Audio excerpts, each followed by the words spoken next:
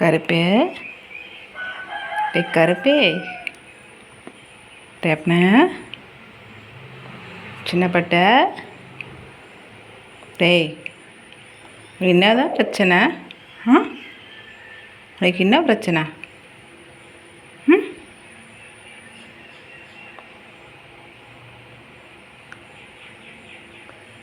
அப்படியா? சரி சரி சரி. என்ன உனக்கு பிரச்சனை?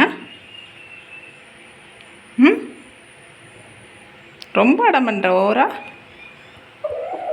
ஏன் அடம் பண்ணுற? சொல்லலாமா? சரி நான் விட்றேன், வெளில போ. அமைதியாக இருக்கியா?